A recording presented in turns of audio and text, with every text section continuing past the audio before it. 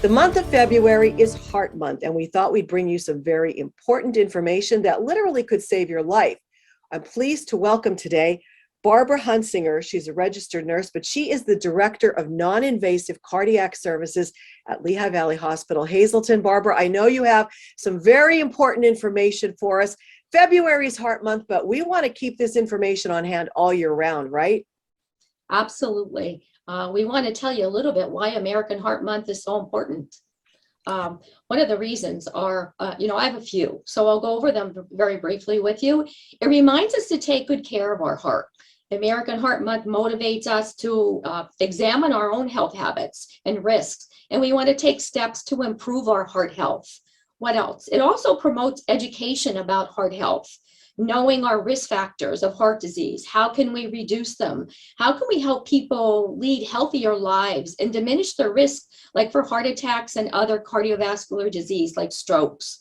And thirdly, it also raises awareness of heart disease. As the #1 killer of Americans, heart disease is slow-moving. It's a slow-moving epidemic that affects almost everyone. Now, we hear about heart attack and we hear about stroke, and there is a difference between the two, correct? Absolutely, Lisa. So when we're talking about heart disease and heart attacks, we know that a heart attack occurs when one or more of your arteries that supply blood to your heart muscle are blocked. So what are some of the signs and symptoms of a heart attack? You can have an unusual chest pressure, a pain, or a burning that can spread to your left or your right arm. It can spread to your neck, your back, your jaw. Usually some people will say they are sweaty, they're nauseated, they're dizzy, they develop some shortness of breath. So these are the common symptoms that we see in anyone for a heart attack. When we're talking about stroke, I often tell everyone, just remember, some simple facts. Usually you'll see facial drooping. You can have someone who is unable to speak to you, or they can speak, but they're not answering appropriately. They can have weakness in one or more of their limbs. They could be disoriented to day and to time. So if you see any of these symptoms that you could suspect that they are having a stroke, and what we need to tell you is you need to call 911 immediately. You don't want to waste the time of taking your loved one to a hospital in a car. You want to make sure you call 911. And why? Because you want to make sure that those paramedics are going to get there to your house immediately as soon as possible, and they can start treatment as soon as they get there. That's a plus, definitely. Now, women heart attack signs can be different. They're like kind of all over the place, right?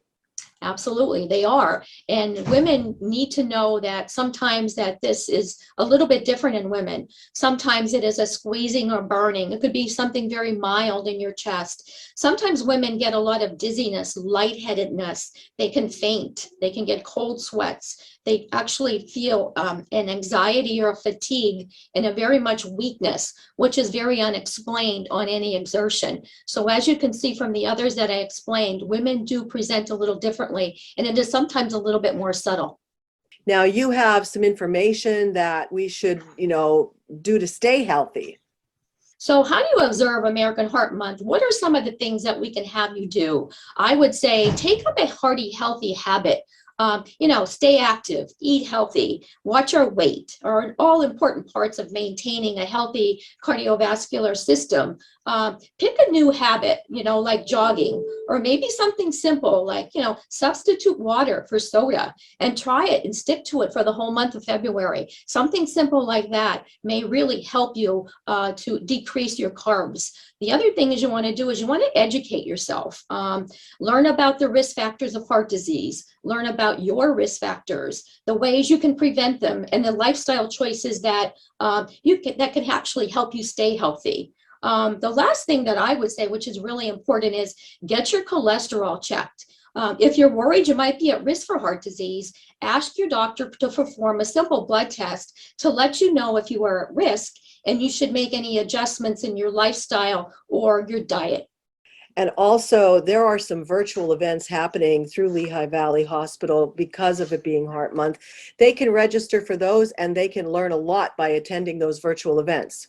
There's February the 9th, the 16th, and the 23rd. All of these are online. So if you go on the Lehigh Valley website, you can actually participate online at home on your computer, and you can learn. And there's no better time to learn how to stay heart healthy than February.